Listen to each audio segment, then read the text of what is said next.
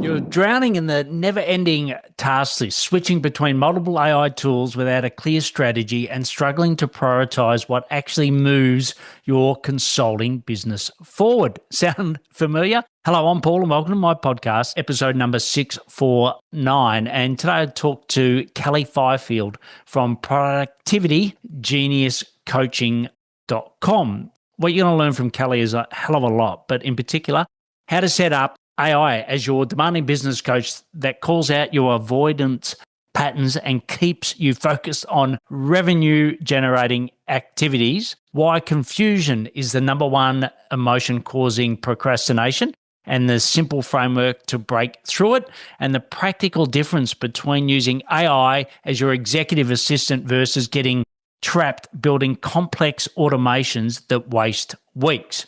Kelly helps life coaches integrate AI and productivity systems, but her insights apply perfectly to any consultant battling overwhelm. After fielding thousands of AI questions on Rick Moretti's team, she's developed repeatable frameworks that turn scattered productivity into systematic growth. Over to Kelly Fifield from productivitygenius.com. Great to have you here, Kelly. So great to be here, Paul. Yeah, well, look, we've known each other for a while now. We're part of a group together on AI, and I know you helped to moderate some of that, and you've always got brilliant responses in the group. And I was so excited to get you on the show today, finally, because I know it's taken a little bit of time to do that. But why don't we kick off with who your ideal client is and what problems you love to solve for them? Oh, okay. So probably a little weird for your podcast, but my ideal clients are life coaches because I'm a certified life coach and I help them with productivity and incorporating AI. So kind of a nice marriage of using their brains to get more done and then also using AI to get more done. Great. Well, I know that at some stage, I was a coach when I left corporate and did that and did my qualifications, etc. I quickly realized that true business coaching, where you use, the grow model and all lies within the person, you're just there to help them shape the answers. I remember the glass, like they've got the content in the glass, we just got to, show them different ways to see it, give them different perspectives.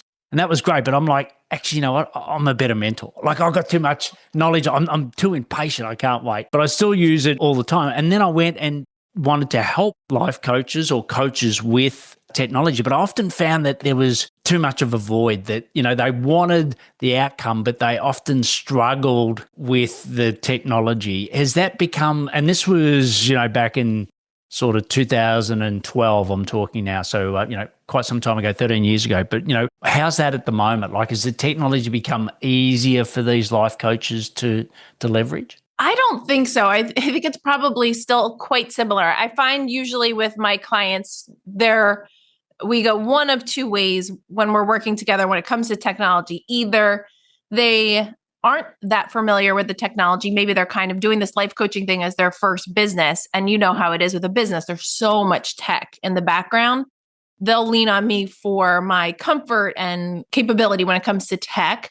A lot of times with my clients, it's just getting on calls like, okay, what are we doing? And let's go into your system together and set this up. And then there's the other side where maybe someone is more technical or just that's not their obstacle. It's more like, I have this giant to-do list and all of these things, and I'm not getting it done, and I'm doing the wrong things and making no progress. And then we focus more on like mindset things or strategies or systems. And as you said, like you listening to Kelly and I are probably not a life coach, right? You may be from my past email list, and if you are, great to still have you here. But if you're not, you might be thinking, well, what are the similarities? Well, ultimately, most life coaches are running their own business and want to scale it. So similarities there.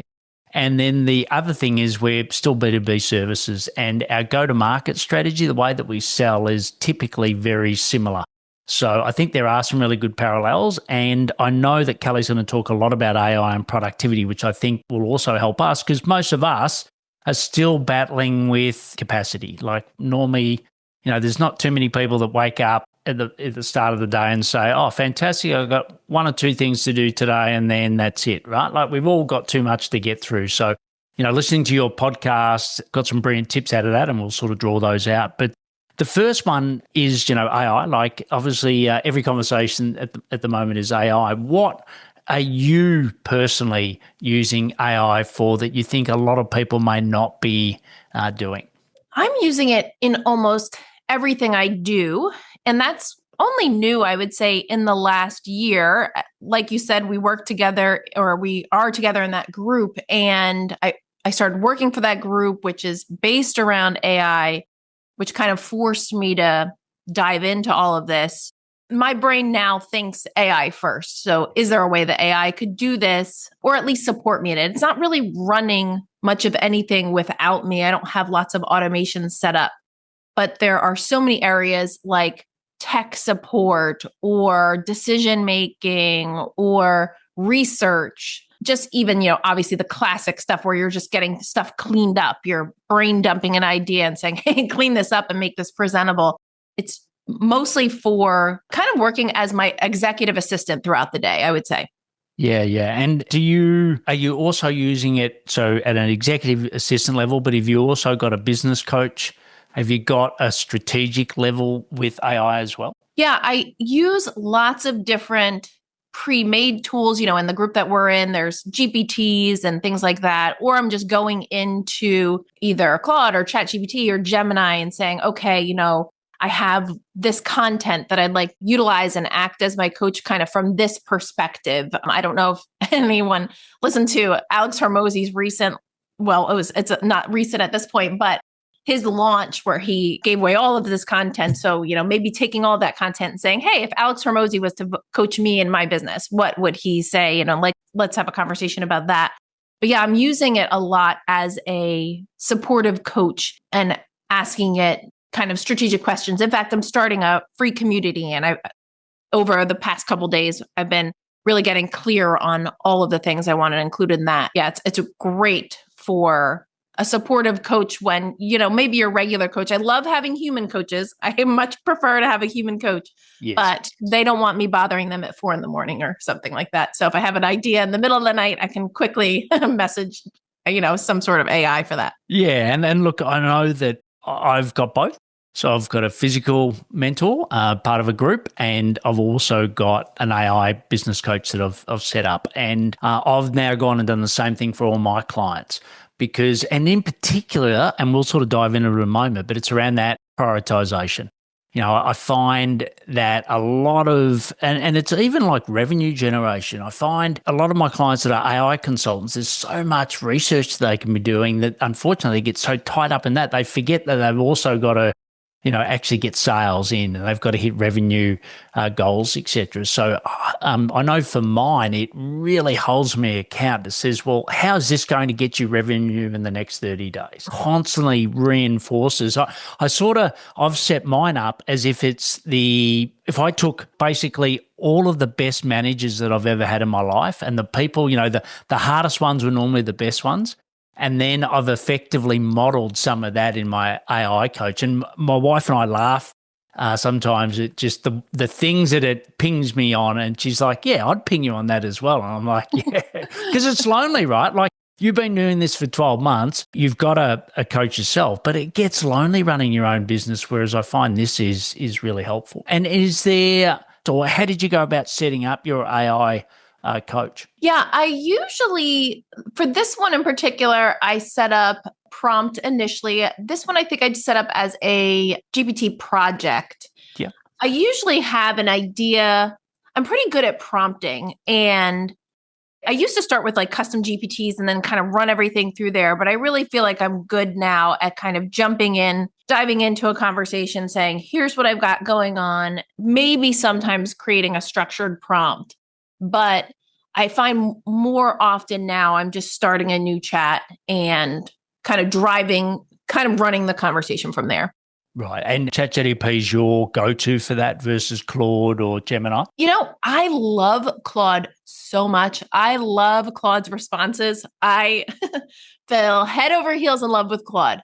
And then the first time I hit that error or whatever, that limit where you can't continue the freaking chat.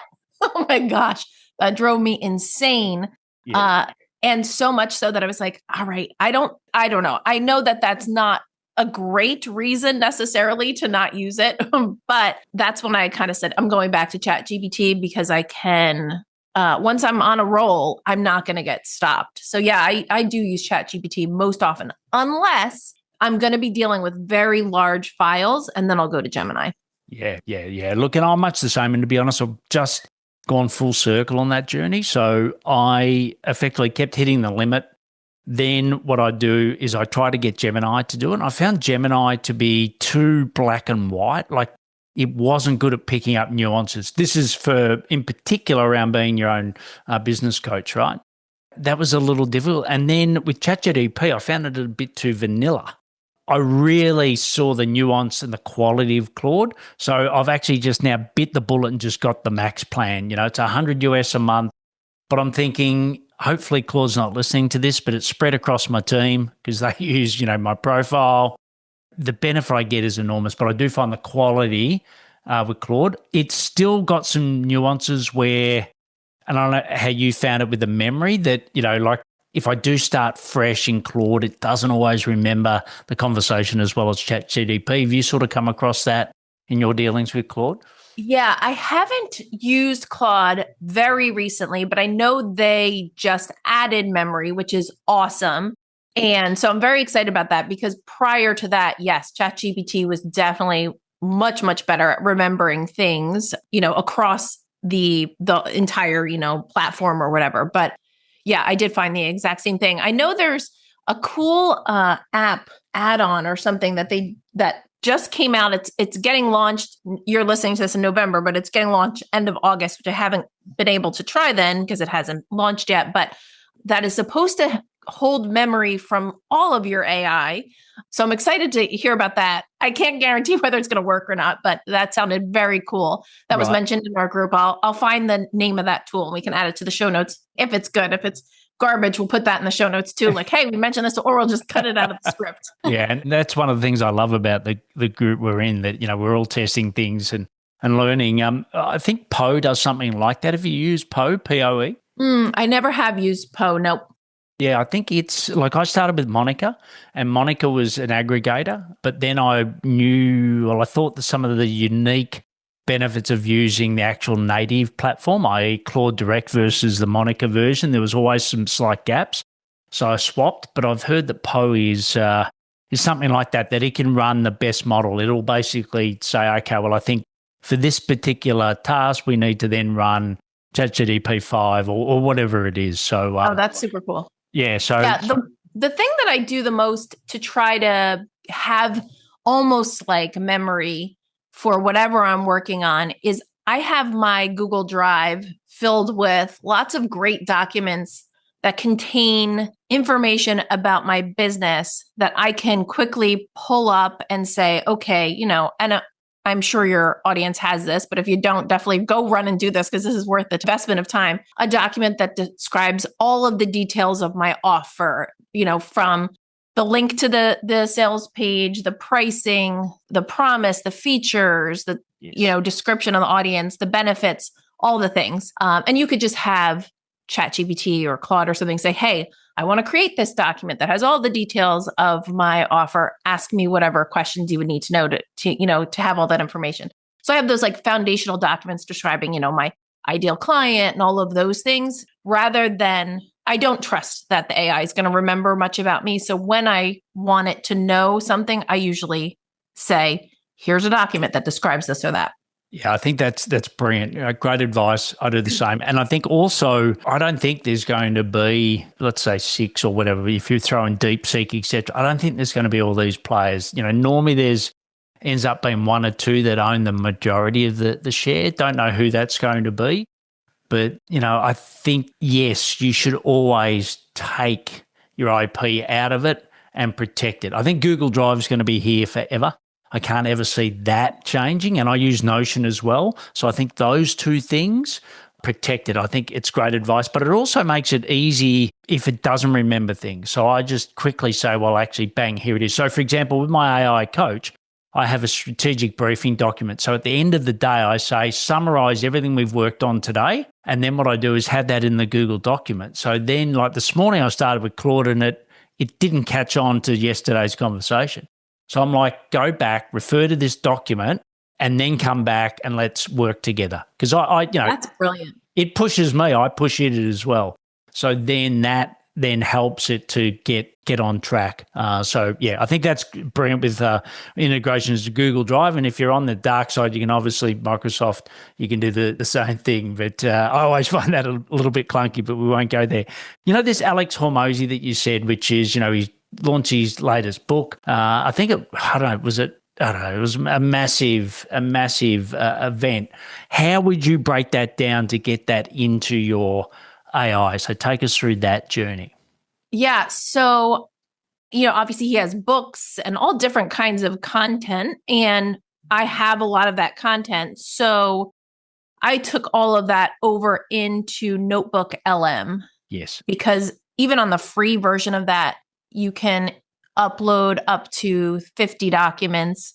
And if I were to want to spend a decent amount of time interacting with that content, I'd probably ask questions of Notebook LM, create separate documents that had the information that I wanted to capture from all of that content, and then take that content over to something like ChatGPT or Claude, because ChatGPT and Claude just aren't that great in working with large documents. So I'd rather, kind of distill the information that I wanted it to be referring to from that before diving into it. Yeah, that's brilliant. I do a similar thing. And what I'll often do is I'll use Perplexity Pro, which is always a mouthful. So I'll go and do some research. So go and find the top 10 books on this topic. And then what I'll do is I'll use Oceans of PDF. And Oceans of PDF normally has a PDF of the book. So then I go and take those, put that into Notebook LLM, and then I say discover to find more references like that. And then I get that summary and then put it in LLM. So very similar process to you. And I find that works a lot better. And where possible, I sort of, once again, you're keeping that knowledge in Google Drive as well. So you put all that into Google Drive, and then you can refer it in.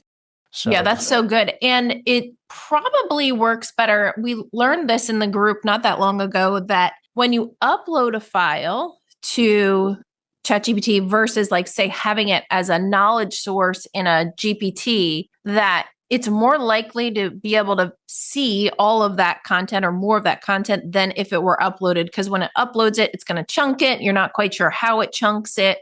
Probably the way that you're doing it is you're going to get more of the details.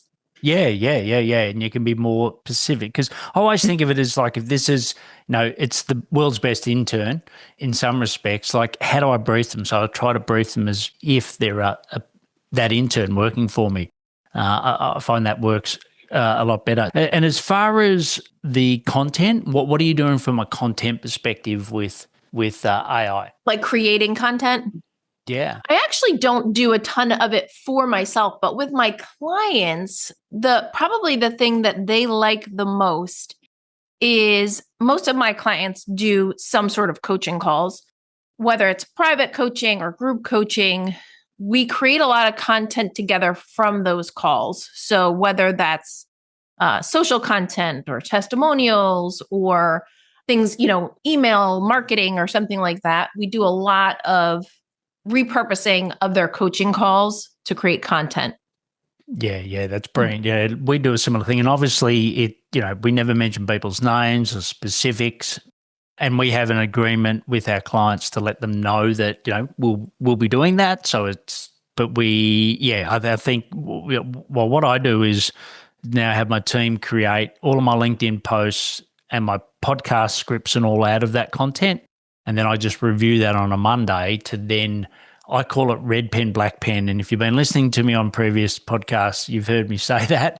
It's just that red pen marking, making it yourself. And sometimes I'll completely change. So this week with my newsletter, there was something that came out which I just didn't think should be aired. It was too personal. So I went and changed it up. But at least it gives me the ability to do that rather than starting from scratch all the time. And I think you're doing the same thing with your clients. Like, speak once, that's all you got to do. Like, because in the old day, you used to have to speak once and then you had to remember it and then you had to type it out or whatever. That's all gone now. You just do it once and then, let the AI do all the repurposing from there. For the most part, working with AI like that is such a lighter lift than it used to be for us, right? Where you were coming up with the ideas and then making them sound articulate and, trying to tie everything together. Now, editing is such a lighter process than actually doing all of it from scratch. Yeah. And have you tried the video function within Notebook LLM? Have you tried that as yet? I've seen people like where it will generate the video for you, that thing. I've seen them generated. It blows my mind. It's so cool. Yeah. Look, because what I'll often do is, chunk all the content into podcasts. I love listening to podcasts, create them and listen.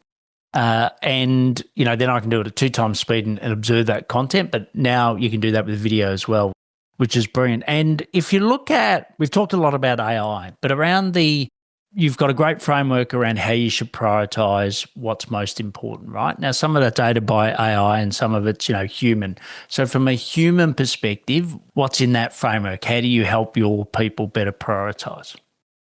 Yeah, well, it's all going to come from the way that we think about things, right? So, of course, like you had mentioned in coaching and being a consultant versus a coach, when you're coaching, you're coming from the perspective that my client is the one who knows everything, right? And they are the expert in their life, of course, right? Like to believe that I would know better than them what they should do would be a little bit ridiculous. When I am working with my clients and trying to prioritize the things, it's most important that I find out from them. Well, you tell me, like, what are the most important things? And as I'm listening to them, it's usually pretty easy for all of us to say, here are the most important things to me. But then when we actually go to put those things on our calendar or, however you're planning your day, there's often a mismatch, right? Like we said this was important, but all of this other stuff is getting done that's unrelated. And then that's what's really fun to do for me is to look at, okay, why is there a mismatch? Are we avoiding things? What's going on in our brains that is causing that mismatch? And it's usually something, well, it's always caused by some sort of thinking, right? Like it's like, well, this stuff has to get done. There's someone expecting this, or I promise this, or I'm confused about this, so I'll put it off till later. Or this is completely overwhelming. I need a lot of time, so that's not getting done now. So that's a really fun part of or maybe that doesn't sound fun because we're dealing with all these like negative emotions, but it's cool when you can help someone discover why the things that they actually want to be getting done aren't actually getting done. Yeah. And we've all heard the statement, it's hard to see the label from within the jar, right? Is there any pattern to why people are avoiding things? Like, are you seeing any pattern across your clients that you go, yeah, okay, well, I've seen this before. I can pattern match this one before. Yeah, it's a couple things. Probably the biggest thing I see often is confusion. That's probably the number one emotion that I see causing procrastination. I'm not sure what to do next, so I'm going to have to figure that out. Confusion feels very uncomfortable. We don't like to feel confused. Yes. So our brain comes to the rescue and creates relief for us by saying, you know what, let's not do that now. Let's do that later. So I would say confusion is one of the biggest emotions that come up that causes us to procrastinate. And then, the whole cocktail of emotions, but that's what it's going to be. The reason that we are going to procrastinate on something or push something is we're having some sort of thought about something that's causing an emotion, and our brains are awesome and they try to protect us. And they're like, you know what? Let's just not do that thing right now. And then we go and do something else. Yes. Yeah. And look, and we've sort of talked about it quite a bit, but that's where I'll often bring in AI to help rationalize what is it. So I always remember, back when I was a coach, it was, that disaster scale, like, how, so what is the worst outcome if you do go and do this thing where there's that confusion? And I think often, we might rate it at a 10, but if you use the realities of the situation, it's a lot less. There's a company called Franklin Covey. I'm sure you've heard of 7 Habits of Highly Effective People. Well, I was a facilitator for them. And I remember they had an assessment to pass, right? And I was up, I was basically going to work all night. And I went out to dinner with a couple of the people from the company. And they said, "What are you going to do?" I said, "I'm going to, basically study it all night." And they said, "Hang on, this is basically already a pass." I'm like, "What do you mean?" They said, "Like, we know that you've already got the skills, right? Like, if you did nothing more, you'd be fine." But I was used to the Coca-Cola corporate world where they would absolutely drill you and they'd push you past your breaking point every time. So that was the world that I was used to, but I was taking that world into this new situation, which it was completely inaccurate. But I think often that's what we do. We take our past, bring it in the future. And I think that's where AI sometimes can help you break down and go, well, it's not that. It's not the scenario that you've painted in your mind. Have you seen examples of that when you're working with your life coaches? Oh yeah, for sure. We have that experience from our past and we're trying to protect ourselves. And like you said, you've had some of like maybe even borderline traumatic experiences. And of course, your brain's going to want to protect you from that sort of thing. You're right. Working with AI, it can be a really cool future focused coach that, I've actually even seen ads for, create your own future coach or whatever, to try to get you thinking from that future perspective instead of trying to avoid losses, looking towards the gains and all that sort of stuff. Yeah, absolutely. Yeah, great. There seems to be, a bit of a continuum at the moment. There's, people that are on using LLMs, which we've mentioned. Then there's, some more agents. So if you look at, N8N or those agents, and then you've got true agentic behavior where it's computer to computer. Where are you sort of on that scale at the moment? What have you been testing? Are you just LLMs or you've been testing further out than that? I'm really just LLMs at this point because I'm watching what's happening and I'm dabbling, but none of it seems to to be working super well at this point. And I'm not going to ignore it so long that I can't quickly acclimate myself to it and use it. But it seems to me that I can waste a lot of times right now fighting with agents that are claiming to be able to do things that they can't actually do. So I'm in a bit of a holding pattern when it comes to agents. I'm excited at the possibility, and I'm thinking about them a lot. But right now for me, I feel, and maybe by the time this airs, it'll be a whole new story. But right now, they feel like a bit of a waste of time in my mind. Yeah, look, that's been definitely my experience with N8N, for example. So I've actually now hired someone who's an N8N and Go High Level expert to basically remove that. Because once again, that was where there was confusion. So I kept putting it off and my team kept putting it off. Eventually, we'd just gone and got someone to help us with that. And I think, Opal's launched, we're recording this in August. Google Opal, for example, is now, which is, no code, building apps, etc. And, once again, I think it's not there yet. So there's great examples of building things, but I think once you get that human complexity that we've created, I don't think it can overcome it. So you might be listening to Kelly and I, and just a reminder, this is Kelly Fifield on episode 649. But you might be thinking, no, actually, I'm well past that. So if you are, reach out to me. But I think for most of us, and I think you started when we did the prep saying that, just the things that you do most and the things that AI can do simply, to start there and then build your journey over that. I think if you see something on TikTok that's overly confusing, it is, right? I totally agree. Yeah. And if you're going to automate something, so we see this a lot in our group that, of course, when you see the thing on TikTok, you're like, oh my God, that's so freaking cool. I want to build this thing. And then you're most likely dealing, if you are truly new to it, now you're dealing with learning this whole new bit of tech where you're dealing with automations. Maybe that's new. I find the worst part of that is if you jumped in because you saw an automation belt and you're like, I want that automation, it's often not the right starting point. I feel like the right starting point is saying, I have a problem in my business, or I have this really cool system in my business. It just takes too much time. So now I want to come up with a more efficient system and then use the simple tools to speed it up or make it more efficient. Get the simple tools to get you the results you want and then automate it. But it's so exciting to jump to the automation. And I've seen so many people spend weeks building automations that either never work or once it's done, it definitely wasn't worth the weeks of work that they invested in them. So solve the problem simply, figure out what is the simple solution here, get AI to help you solve it. Like, I think it's a really great idea to, create prompts or GPTs or something like that to do all of the steps. You maybe are physically passing the data between the different tools. Maybe you have a virtual assistant first doing this and then be like, okay, this system's now killer. I start with this, we do this, and now the output's great. We don't need to get in the middle very much, then go build it.